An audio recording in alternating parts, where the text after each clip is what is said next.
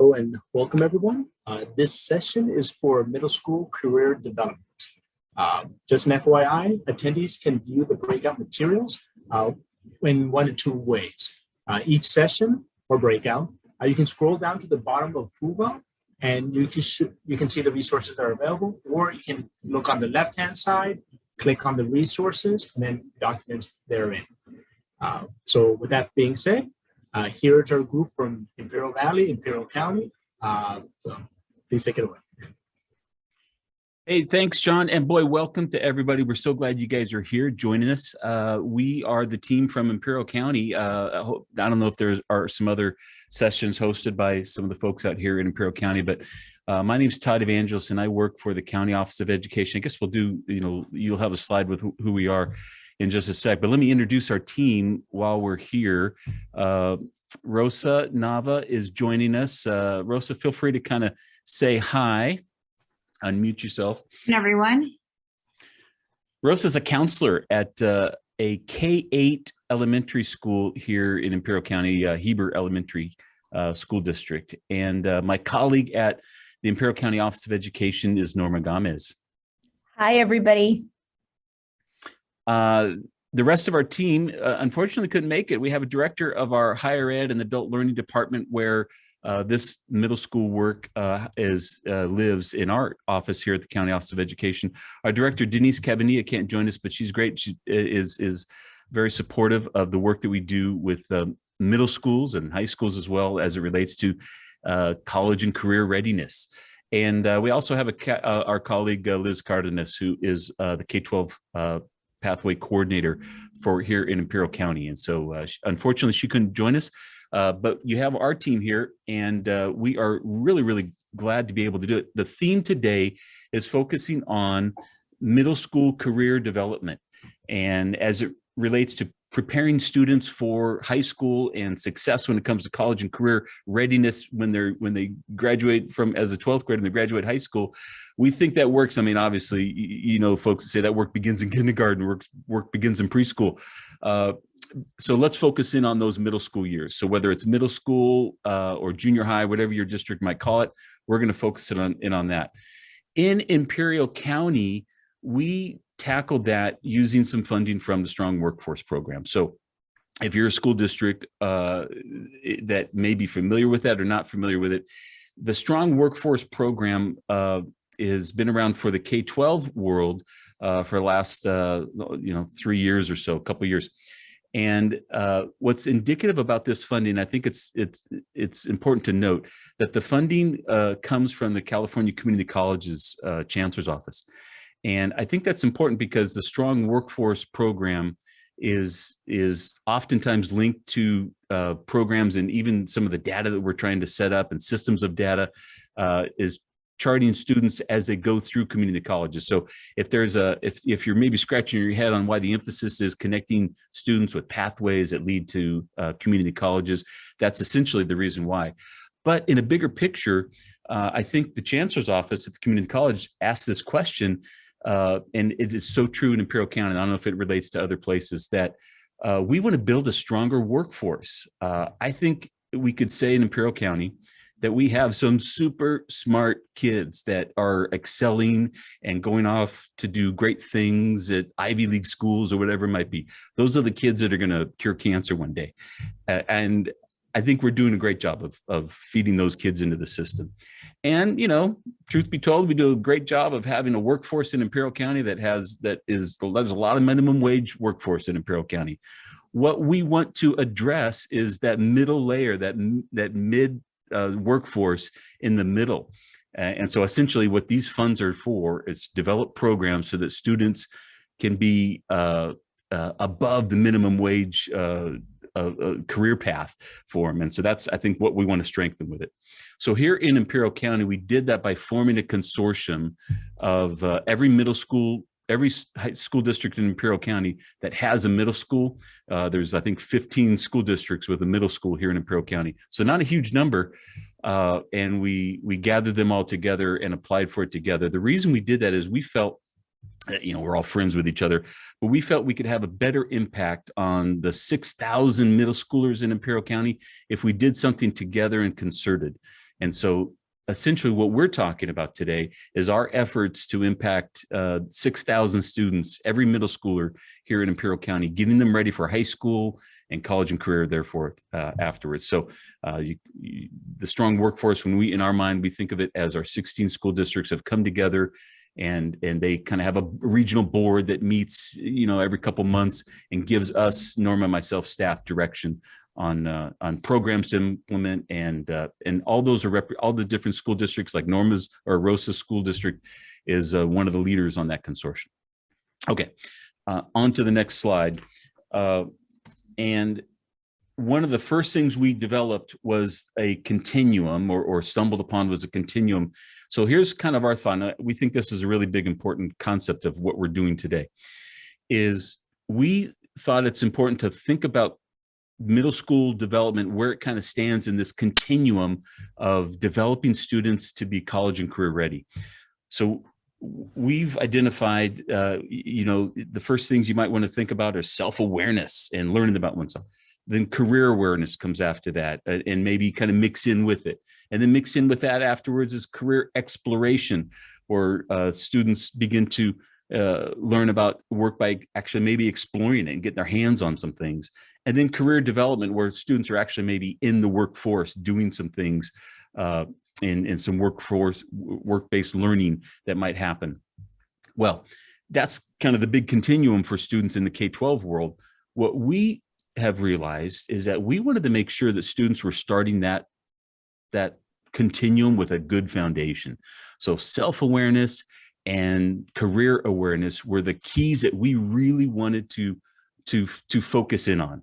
And so that's what we're tackling here in Imperial County with middle schools.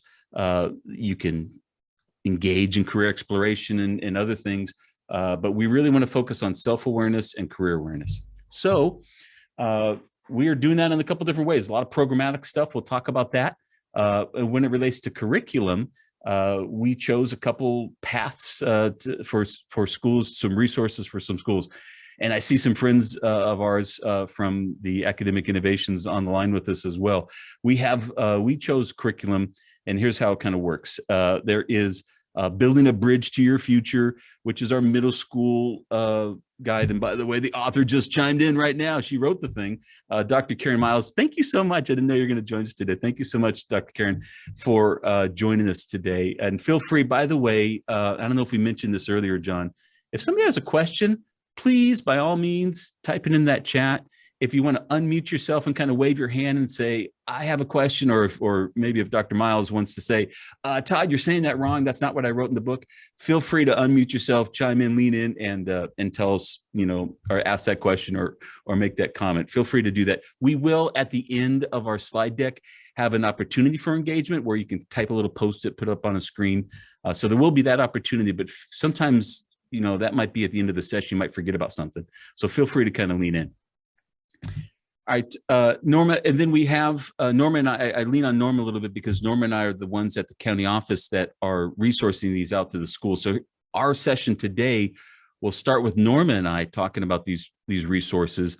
And then we want to kind of turn it over to Rosa, who's at a school district working alongside us, but kind of on the recipient end of it from some of our programs and services. So we think that you'd like to hear how it plays out at a school district and a school site level as well. So you'll have both perspectives. So we chose Building a Bridge to Your Future as a book, and we'll talk about a little bit why we did that. We also developed something that was a little bit more specific to CTE, and this is where the connection with community college leans in. As high schools, and I'm not 100% sure where folks come from on this breakout session. So you may be an exclusive middle school person and not super familiar with high schools, or you might, hopefully you are. But in high schools, CTE, career technical education pathways are so important. And having a understanding of how of that CTE in 2021 is not just an elective class that you might take one year and then not pop out to another. That sequencing, that pathway of courses is a real critical understanding of completing CTE pathways and to student success. So all that to say, it justifies another curriculum that we developed here in our office. Our curriculum department wrote some curriculums, just 8 lessons, but they're really, really deep. And they go into 8 lessons that really highlight CTE pathways for students and hopefully their families to really get a grasp on what CTE pathways are, so that when they go to high school, they're a little bit more informed and are able to jump on some of those CTE pathways that sometimes even start their freshman year, which they sign up for those classes their 8th grade year. So if they don't know what to sign up for, then they're likely not going to get them. So, and then Norma, I know the next slide talks about the next steps, but the next steps would be in go back one slide because it prefaces what you're going to mention now. Is 9th grade is that Career Choices and Changes book. I'm assuming Dr. Miles wrote that book as well. And then in the 10th and 11th grades, there's follow-up modules. So in high school, our local schools have chosen the Get Focused, Stay Focused program, which is the book is Career Choices and Changes along with the modules. Dr. Miles, I'd love for you to chime in about the connection between building a bridge to your future and that particular curriculum. Now, other folks can choose different curriculum. That's the one we chose here in Imperial County. Sure, thanks, Todd. Hi, everyone. So I did not actually write Career Choices and Changes curriculum, just to make that clear. But this is a curriculum that has been adopted across the state by thousands of students in 9th grade, and many of them receive college credit for it. But one of the things we realized was that students coming into 9th grade, nobody had ever really talked to them about career planning and the role that they had in it. And so some of them were kind of looking like deer in the headlights when they were asked to sit down and write their 10-year plan. And so we wrote a middle school curriculum that was really for career readiness. So just to get students used to the idea that career planning is something that they can be engaged in middle school and early in high school, and that it's not really very helpful for them financially or time-wise if they leave all their career decision-making until they're actually in college. And so we just wanted to get them kind of ready. And the curriculum is half career readiness and the other half is really building their self-efficacy. There's a lot of information about their social and emotional strengths and building those strengths around things like resiliency and motivation and growth mindset and grit, etc. So the curriculum really tries to prepare them for high school as well as preparing them to start doing career planning. Thanks, Dr. Miles, and thanks for the kind of impromptu throwing you though. So I knew you'd always be ready. So so with that, since our local high schools have chosen that, I'll kind of throw it over to Norma real quick to the next slide about why we chose Building a Bridge.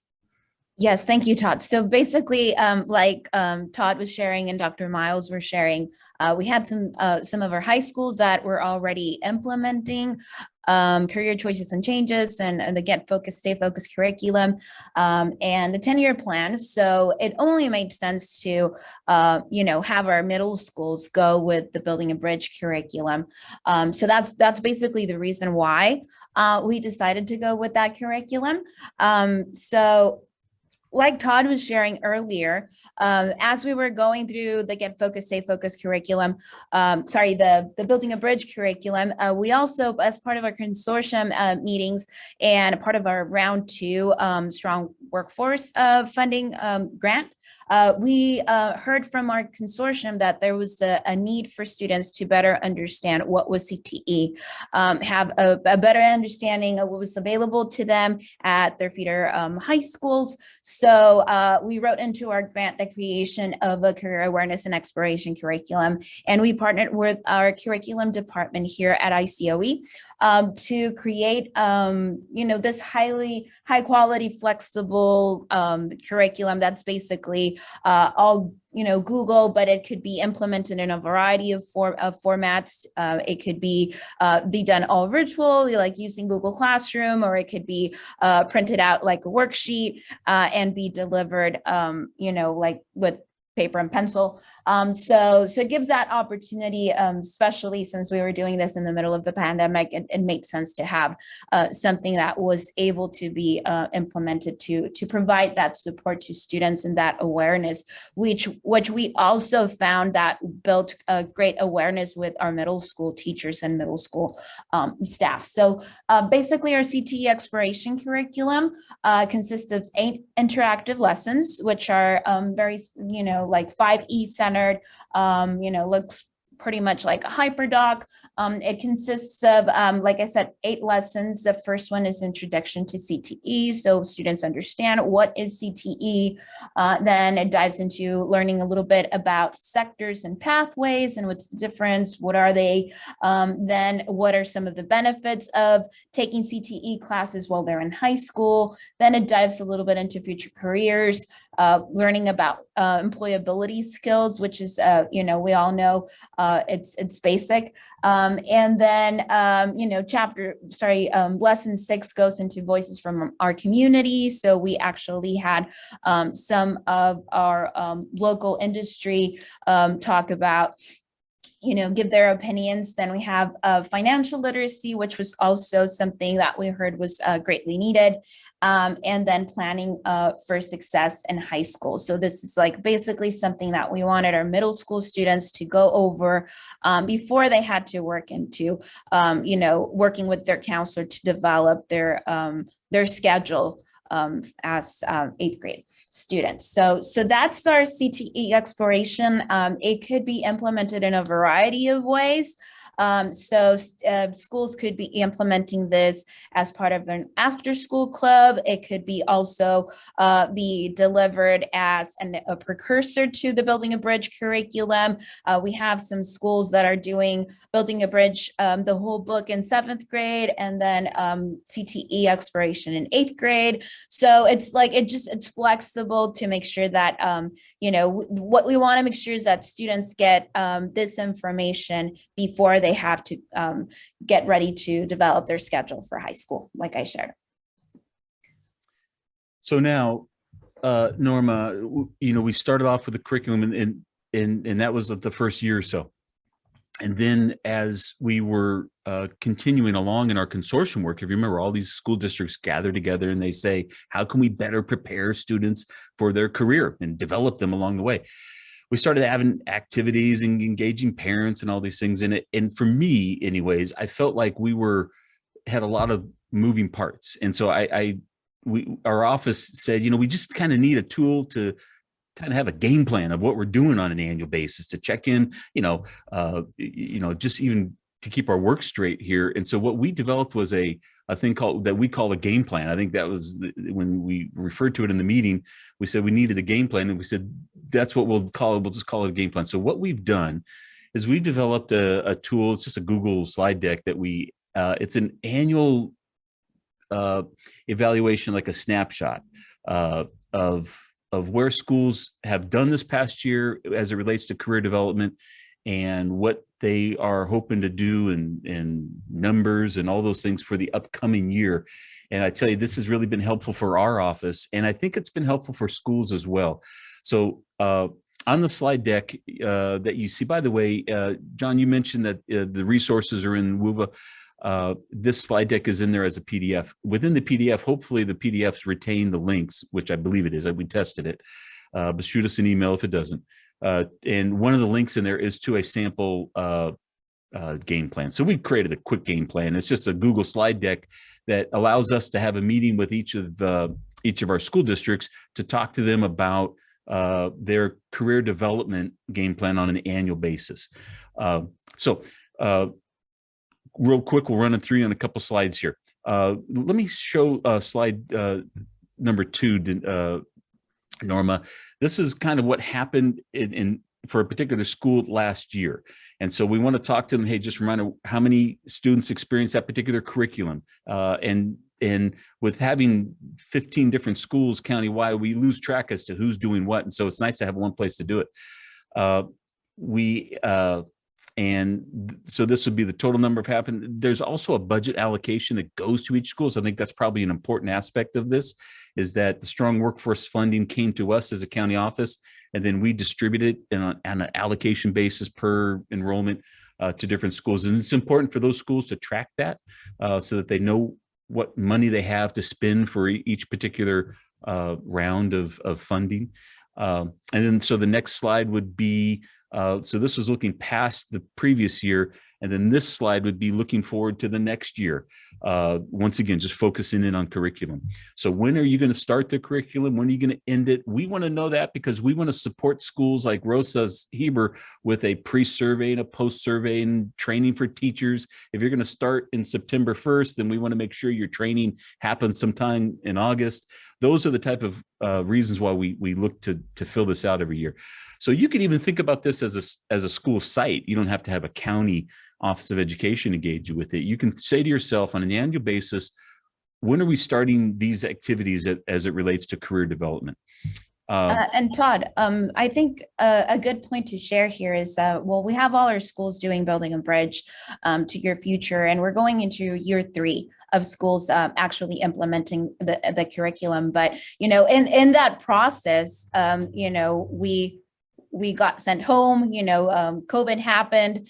We know all of the challenges that you know, brought. So we were really looking into providing an opportunity for our schools to kind of look and reflect and see how they could, and, you know, improve and plan the delivery of the curriculum. So like what you can see here right now on the screen is basically when we meet with our schools, we're really working with them to see, because something that happens is that every school is implementing the curriculum, the Building a Bridge curriculum, in a variety of different ways. We have schools, like I shared a little bit earlier with the Cte Exploration, we have schools that are just teaching it in 8th grade, and it's, you know, being taught as part of their history class. We have schools that are implementing Building a Bridge as part of their advisory, and it happens like first thing in the morning, like twice a week or 3 times a week. Some schools are doing, you know, also an advisory, but it's only once a week.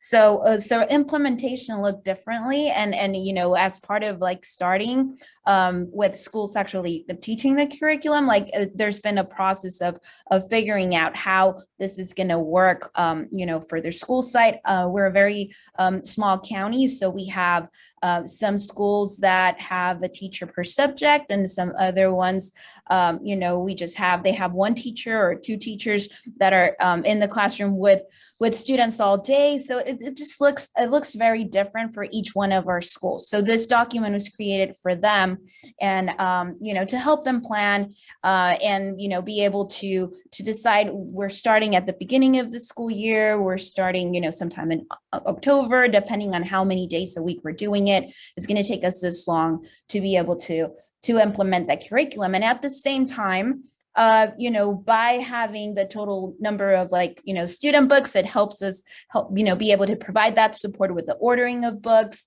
It helps us plan as to like the training that we're going to do, and also have a little bit of a way for us to track and make sure that we know what each one of our schools is doing when it comes to Building a Bridge. Sorry, Todd, for kind of jumping into my spot. No, you're fine. Let's do this, Norma. Let's scoot down to slide number 8 on this game plan. You can go to the link and look at the details, but some of that just is details like, you know, tell us the teachers so that we can get their emails, but you don't need to worry about that. I like this page right here because what this does is gives you an overview encompassing list of a bit of a checklist of what's happening. If you remember to go back to that continuum, we kind of parsed out the first self-awareness, learning about oneself, activities and goals, and career awareness, learning about a wide variety of careers. And boy, I tell you, that's so important here in Imperial County. God bless you all in San Diego. But in Imperial County, we're rural, we're remote. And so there's students who could be the greatest marine biologists, but they never know because they live out here in the desert.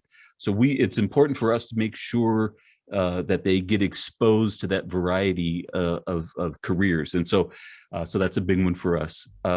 So what we've done is we've said, okay, curriculum's a big part of it. the online curriculum for CTE is a big part of it. And then there's some other activities that you could do as well. We'll talk about those here shortly. But where are you going to kind of list it so that you know what you've done, what you're doing, and what you want to do? Oftentimes, you could be super busy, but let's say you're super busy all doing the self-awareness stuff. You're doing an interest profile, you're doing a skills profile, and you check every box on the left-hand side, but you haven't checked anything on the career awareness side. So if you were going to add something next year, maybe you would say to yourself, maybe we should go more on the career awareness instead of doubling down for the 5th time on self-awareness.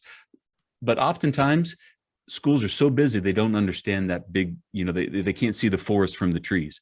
So this is an annual way to do that. So all that to say, I like that very much. And so that's all in that slide deck. Norma, I kind of want to turn it back to you because we have a couple, in addition to the curriculum and the game plan that kind of notes it all, there's a couple really good activities that we've used in the theme of career development that the Rosa will kind of highlight from a school's perspective.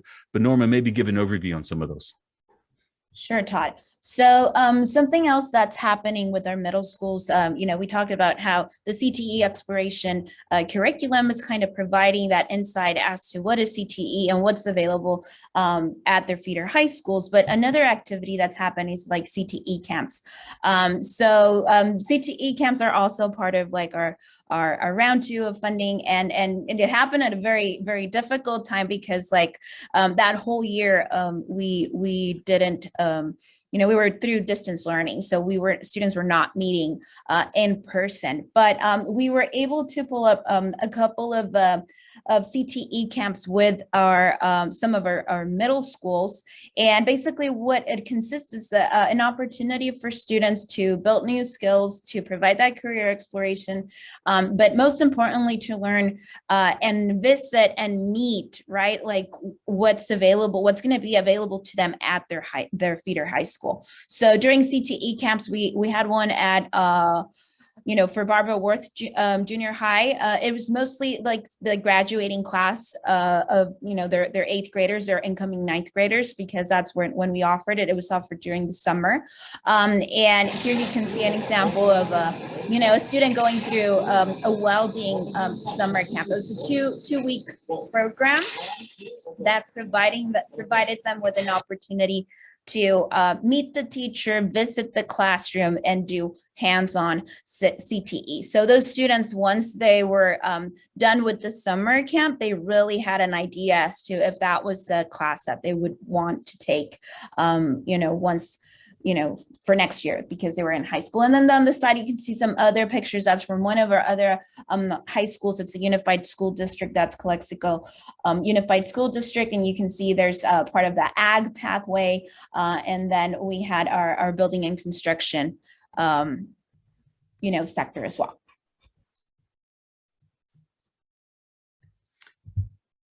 Okay, one of the other activities, and I'll just mention it quick because we want to get to what it looks like from a school's perspective and a school district is, I don't know about you guys, but we value parent engagement. And in fact, we wrote it into our initial program, like, hey, we're going to have parent engagement. And I think when we wrote it in there, we were envisioning a gym full of parents and punch and cookies. But man, that was not the case these past couple of school years, right? And so in the midst of that, we kind of shifted gears and we said, well, how can we communicate with parents about things that are more pertinent to them? So we developed a podcast that is due to be dropped here sometime this month for middle school parents. And so what our plan on that is we've gotten experts. In fact, we have kind of a list of them. Somebody who works at college, like at Cal Soap, which is a college going program that works out of the UC system. A high school counselor, a CTE teacher, the director of financial aid at the local community college. We got those people and we interviewed them and we said, hey, if you could say one thing to a middle school parent about preparing something for their middle schooler as they go into high school, what would it be? And it was great information, and we turned it into a podcast, and we have it that we're going to be specifically pushing out to our parents through middle school. So that's one of the benefits of working at the county office. We have these relationships in our consortium for folks like Rosa. We say, okay, Rosa, here's the podcast links. Here's the the stuff that we want you to kind of push out to parents, a flyer, if you will, with the links, and then those schools do it. So it's not just kind of a shot in the dark. It's actually done through the schools.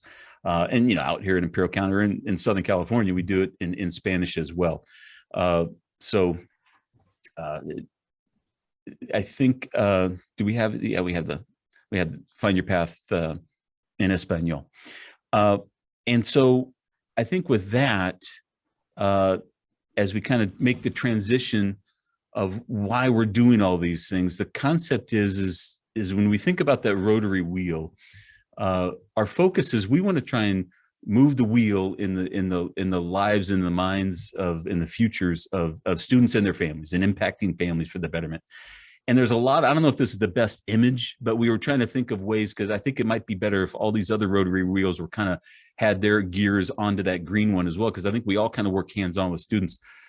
But our thought is it's a big system that's all working together. So teachers and counselors are kind of the hands-on with students, and that's why we'll jump to Rosa right now next. But there's other partners in that. There's industry and career resource folks who have a vested interest on how we're building that stronger workforce. They want better employees, and they want to have influence and impact those of us who are training their future employees. Obviously, schools and school districts, as for us, leaders of our consortium, they have a vested interest in how to best prepare students. And then obviously us kind of working from the consortium level, we're really kind of trying to make sure all those are working as well. So as we all work together towards that, comes into the role of schools and teachers, and specifically middle school counselors. And boy, we have one of the best ones with us today. So Rosa, you're the middle school counselor at Heber Elementary School here in Imperial County. Kind of your district sits, if you visually want to kind of figure it out, it's when you're driving through Imperial Valley, you hit El Centro, and kind of the middle of it. She's about 5 miles south of El Centro on the way to Calexico, which is on the border. And so Rosa, from a school perspective, we'd love to hear your input on all this. Yeah, so good afternoon, everyone. Yeah, so we are miles away from the border. We are a very small community. As mentioned earlier, I work with the 4th to 8th grade campus, and currently our 7th and 8th grade students are using this curriculum. So let me kind of talk to you about how I work together with the teachers and what my role as a school counselor is to support them. So I think this game plan that was mentioned earlier is a really good indication of how we work together. And so you'll see here, when we started, we had 285 students that were receiving this curriculum. It's broken down by 7th and 8th grade students here. At that time, we had 5 students implementing the program. And as Norma mentioned earlier, every school kind of has it differently. At that time, they were implementing it during ELA time because we had an extra period where they were able to use those minutes. So 7th grade would do the first chapters, and then 8th grade would do the last chapters of those books. So that started, again, as Norma mentioned, right before COVID occurred. And then as we were in distance learning, we continued to implement the curriculum through distance learning. This year, it does look a little bit more different. This year, we have 12 teachers who have been trained and who will be teaching the curriculum. This year, we also changed it to have it taught during what we call pride time, which is our advisory period. It is first thing in the morning. And so during that time, it's not just designated for building a bridge, but also our SEL curriculum. So my role is to support the teachers in making sure we can pace both curriculums, and so that the students go through the chapters adequately. And also to see, doing that helps me kind of see what areas we're already covering in one curriculum and the other, because as mentioned earlier, there are some SEL components in building a bridge. Some have already been covered at one point. And so we just make sure that it is covered and that we're not duplicating it so that we can get through the curriculum. This year also, as Norma and Todd mentioned, we have the Cte courses, which are a great benefit to our students because, as mentioned earlier, in 8th grade, maybe like well, it's already December, in a month or two, the school counselors from the high school are going to come down, and this is going to help them be able to choose their classes wisely, where before they had never heard of Cte or some of the components. I, as a school counselor, am able to go in and give presentations and talk about higher education, but there's so much more that needs to be taught. So through this curriculum, you're able to see it. Okay, so I'm going to take over and share my screen. So that's my support with building a bridge. At the end of the year, we do have an annual career day. And so I'll talk a little bit about how we put everything together so that we can have our career day. Let me go ahead and I'll share this with you. Again, because of COVID, we did have to improvise and do a virtual career day. So this was the one I'm showing is our second annual career day that was virtual. As we transition back, this is going to be a great tool as we're using Building a Bridge and the Cte courses. The teachers are able to go back and use this as a resource throughout the year. So let me just go ahead and show you the website. So I created a website so we could have our virtual career day, and you're going to see a lot of tabs. I'll go through them and explain them quickly, but there is an introduction here with all the components of where you could visit. One of the main things is the virtual career videos. So what we did here, myself and my co-counselor, we reached out to our community and asked for videos. We tried to strategically pick different pathways so that we weren't just attending to one pathway. And so you'll see different community members talking about or discussing their careers. We gave them a letter and some questions or some topics that they could, not topics, but points that they could cover in their video. And most are no longer than 5 minutes, with the exception of 1 or 2. So these were all designed specifically for Heber students. So some of them were talking to the Heber students. I thought that made it really personable to them. And one's even a former Heber student. So I think that was a good point to have them see themselves in the future, that they can be anything that they've set their mind on. So these videos are here for the students. The other part of the virtual career day, I did put some links on college exploration. So we'll see here some of the links to ways that they could explore colleges. Sorry, it's a little bit laggy.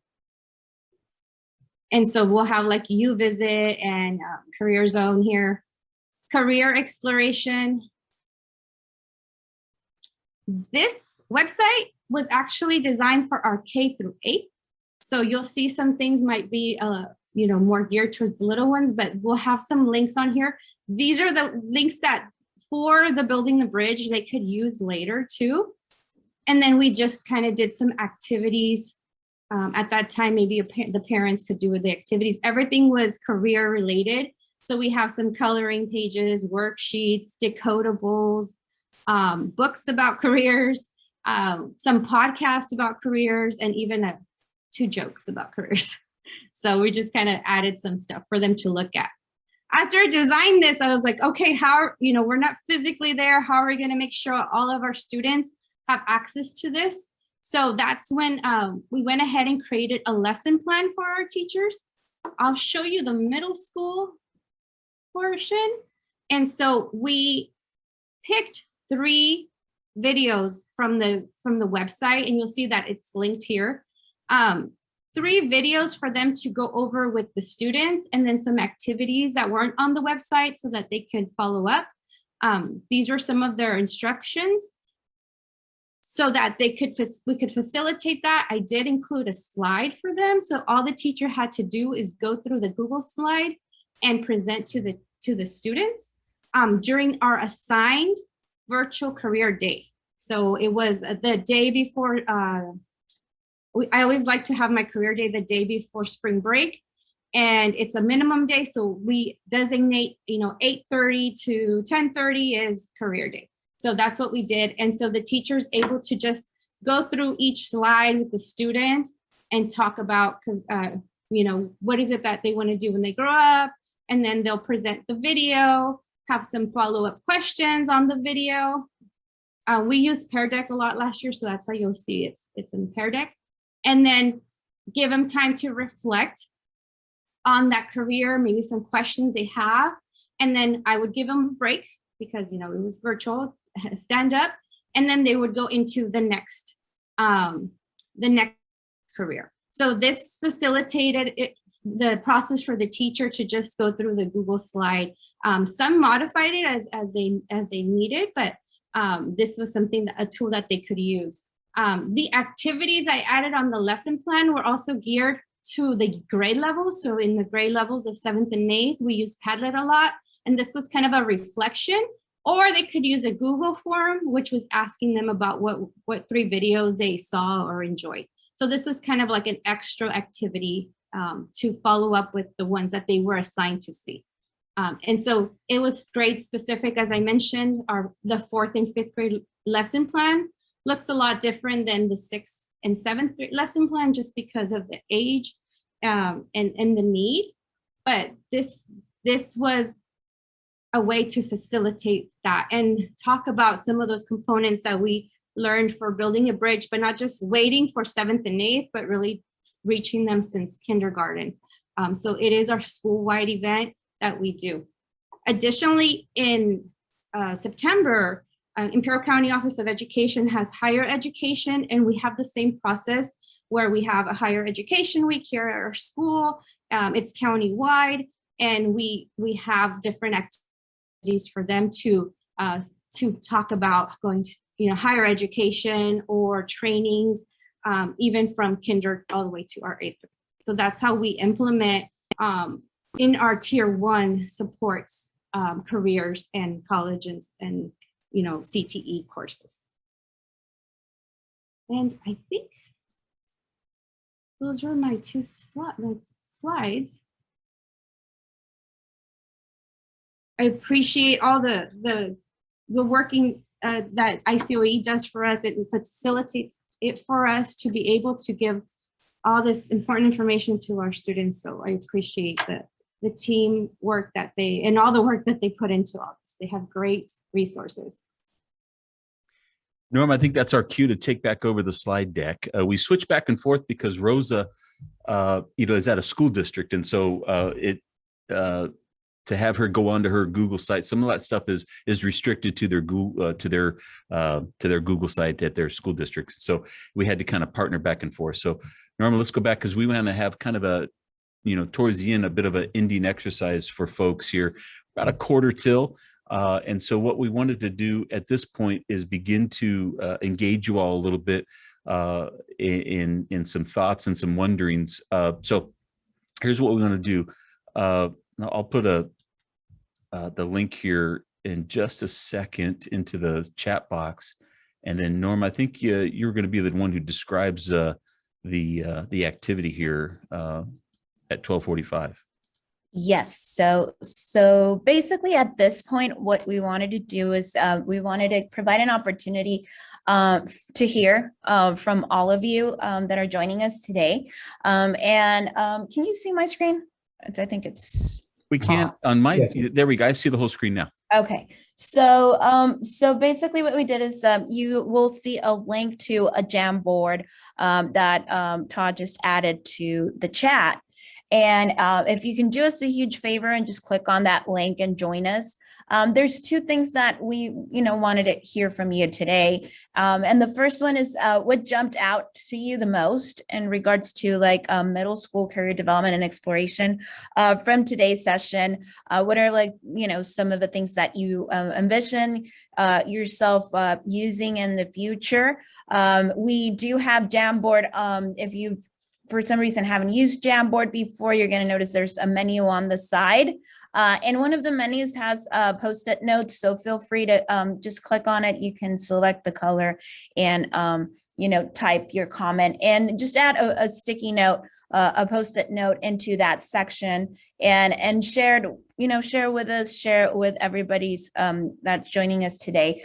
What was something that caught your attention, and post it on that note. And then we have another section also on the Jamboard, which is share your greatest wondering. And what we really want to know is if what we shared today made you wonder about, how to explore some of the resources at your middle schools. If you have any specific questions for, maybe Rosa or for Todd and I as to how things are happening at our schools, or any other type of question that you might have, you then can grab a sticky note and put it on share your greatest wondering section of the Jamboard. So can I add for the career videos? Yes. The most stressful thing about career day is not having presenters show up.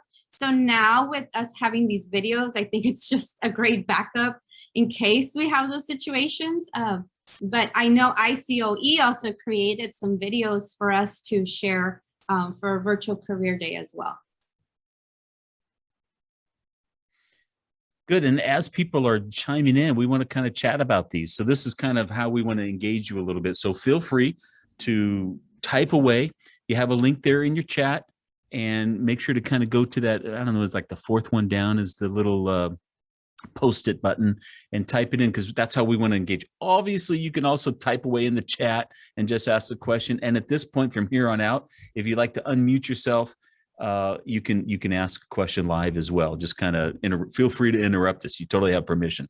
So I'm looking at this. I'm looking at the at what jumped out to you the most is the career videos. So Rosa, how challenging was that? Is that something that you did and just waved your wand over and it happened, or how hard was that?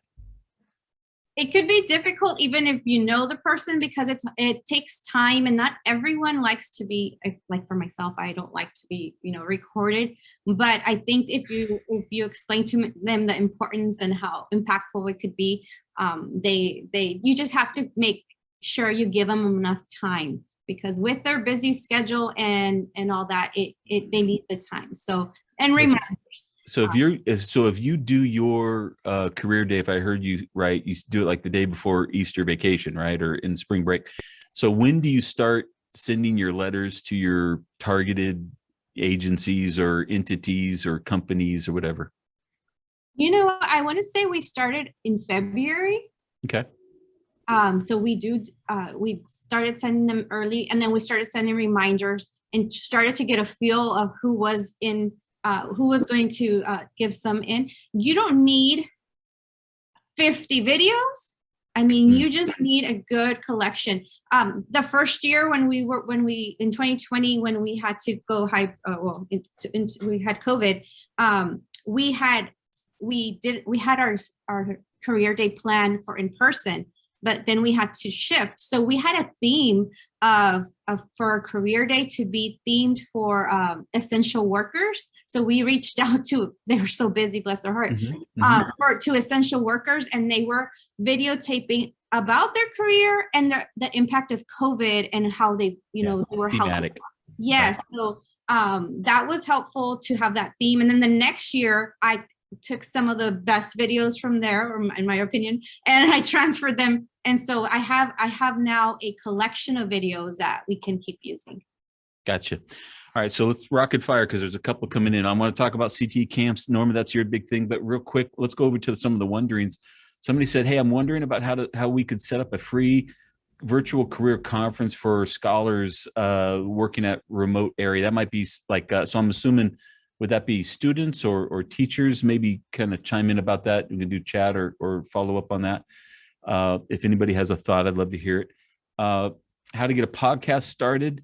That's a good one. We can get back to that. But that one that just showed up, wondering how long did the program, middle school career development, the stuff that Norma and I have been working with at the county office, take for implementation challenges, resources, man, that'd be a whole nother session to talk about, challenges and all those things.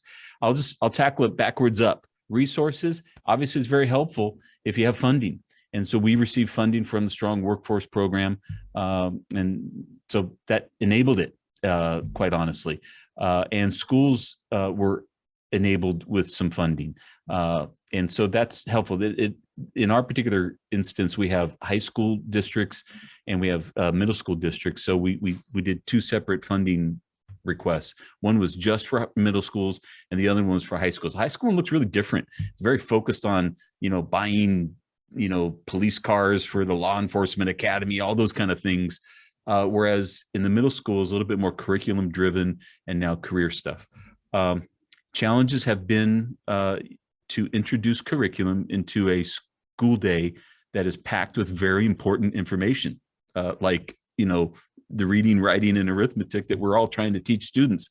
That's a challenge. But it's helpful to us because we have a consortium. When I say consortium, that's code for the superintendents at every district are on the consortium leaders. And so when they say we value this, then that's an easier ask for us at the site level or in the classroom level. If the superintendent says we value this, so we want to make it happen. And I think the part where it says how long, I don't know if it's, we've been doing, like I shared a little bit earlier, we're going on year 3. So we've seen a shift, like you heard from Rosa, like they did, something last year and it switched a little bit this year because we're finally back in person. But, it depends on the school. We have schools that every single teacher is teaching it during their advisory period. We have, some schools are doing it once a week. Some schools are doing it, 3 times a week. So that's a big, thing. Like also, is this something that 8th grade is going through the entire book, or are they shifting it into grade levels, like half the book in 7th grade and half the book in 8th grade? So all of those things kind of take into consideration. It is something that could be taught within a school year if you're doing it a couple of times a week, for sure. 4 less than a period. We have schools that go through the half of the book in half a semester. Some of them take a full semester. Some of them take the entire school year. But like I mentioned earlier, it just depends on how they're implementing and the time allocation that they're providing for the curriculum. Good. Norma, real quick, another rocket fire here. So CTE camps listed as summer camps. I don't know if they're exclusively when you design the program. I don't know if it was meant just for summer or they could happen throughout the year. So in a nutshell, tell me the work that went into developing. I think we know why we're doing CTE camps, right? It's to get kids hands-on, like that kid doing the welding. So it's to get kids really, really, literally hands-on in a CTE pathway so that when they can make a decision in high school. Okay. Yeah. So this was not envisioned only to be done during summer, but I believe that our local schools did actually appreciate it to be able to do it during summer because it allows for, larger time, allotment of time, like the availability of high school teachers to be able to actually work on developing like smaller lessons for middle school students. So, the facilities being available for middle school students without having all the, regular high school students in the classroom. So there's a lot of benefits for summer camps. We had, like I mentioned, we piloted with 2. One, we only had like 2 sectors that were offered. The other one, we Calexico did actually an activity for each one of their sectors. So all of the sectors that they had, all the pathways that they had available, the teachers did teach an activity at least for a day. So it kind of looked a little bit different, but the main goal is to be able to provide our students with, an experience of meeting the teacher and seeing the classroom and seeing how, CTE classes are different from their regular classes and the hands-on and experiencing, just getting a little glimpse of what a CTE class looks like and what's available to them. And then you have one question there about how to get a podcast started. And I was starting to type it in the chat because I didn't know how long you're going to go. Real quick. and I can still do it on the chat, but the recording of it's the easy part, I would say. It's just an interview, and technology wise, I'm sure for the most part, all of us who live in the Zoom world have all the technology you would need. You could literally just do it by recording your Zooms with somebody. Basically and then what we did. And then pulling, yeah, what we did, and then pulling the audio. Now, the other step about how to, get it out there and put it on Apple Podcasts and all those things, there's a lot of companies that are out there in the business of helping you do that. And in the nominal cost business, I think we went with something called Podbean. Norma, there's some other ones, maybe Anchor or something. There's some other commercial entities that do it, and they have the freebie version. And then you could pay a nominal amount and have them help you when it comes to posting on Apple Podcasts or Spotify and all these other platforms where they reside. So my recommendation is utilize those services for the first go round. And then if you want to step it up and do something a little bit more independently where you manage it yourself, you can do it in a 2.0 version or a 3.0 version. We overplanned it a little bit on the audio mixing part of it. We invested in a pretty hefty, well, it came with our office, with our organization already has Adobe Suite stuff. And so one of the Adobe things is the audio thing that is a really professional tool. So it took a little bit of a learning curve. I don't think you actually needed to do it as that level. I think you could just literally record the audio from a Zoom and go with that. But anyway, so we did that. That involves when you want to do a little bit more like splicing it up and inserting a little commercial, which we did. And obviously the planning that goes in, like scheduling the speakers and, making sure that you had the, the questions, the main takeaways for the parents, what do they need to know? And kind of doing a little bit of a pre-interview with the speakers to make sure that they felt comfortable kind of just making it a conversation and making it sound like a podcast. So yeah, I guess at the end of the day, you're just, what's the why? And the why for us was we wanted to communicate what we felt is really important information for families to know, parents to know. And we were really struggling with how to do that in the middle of COVID. And so we felt like that was the best, if not the only way that we could reach parents directly. Maybe a gym full of punch and cookies might be a better way moving forward. I don't know, but go back to what are we trying to accomplish? For us, we were trying to accomplish getting information to parents in as accessible of a way. And for us being a county office, Imperial County is a big, geographically, it's a big place. And so to expect to have our staff be available and parents from one side of the county to the other is challenging. That may be less challenging at a school site or a school district. But for all those reasons, the podcast has worked for us. Although we haven't dropped it yet. So I guess we'll ask us in a month.